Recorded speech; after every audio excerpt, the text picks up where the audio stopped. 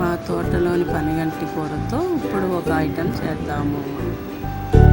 శుభ్రంగా నీట్గా ఆకులన్నీ క్లీన్ చేసుకుని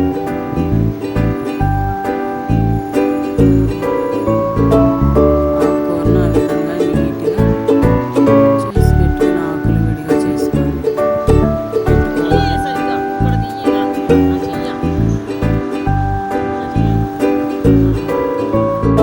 పనగంటి కూర ఆరోగ్యానికి ఎంతో మంచిదని మనకు తెలుసు. అయితే మా తోటలో చాలా బాగా వచ్చింది ఈసారి. ఆ కూరతోటి చాలా రోజుల తర్వాత మా పిల్లలకి మళ్ళీ వాళ్ళ చిన్నప్పుడు తయారు చేసి పెట్టిన ఐటెం ఇప్పుడు ఒకటి తయారు చేయబోతున్నాను.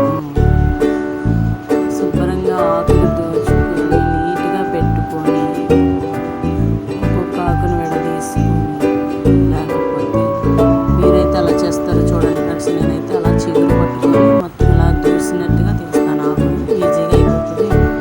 తక్కువ టైంలో ఎక్కువ ఆకులు దూసుకోవచ్చు. అలాగా నీట్గా చేసుకొని పెట్టుకొని అలాగా మా పిల్లల్ని చేయమంటే అస్సలు చేయలేదు ఫ్రెండ్స్.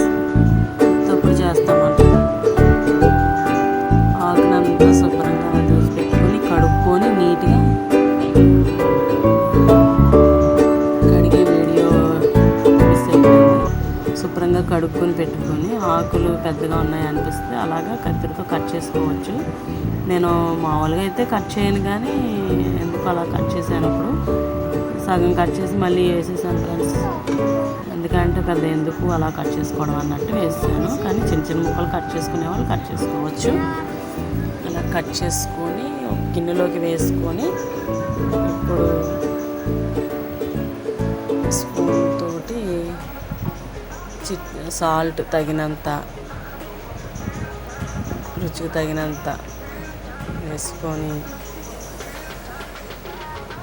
కారము తగినంత, పిల్లలకి కాబట్టి తక్కువే వేసుకోండి ఫ్రెండ్స్. 2 గుడ్లు వేసుకున్నాను. నా దగ్గర 2 గుడ్లు ఉన్నాయి. నా చిన్నవాళ్ళు అయితే ఉన్నవాళ్ళు ఎక్కువ వేసుకోవచ్చు, చాలా బాగుంటుంది. 2 ఎగ్స్ వేసుకున్నాను.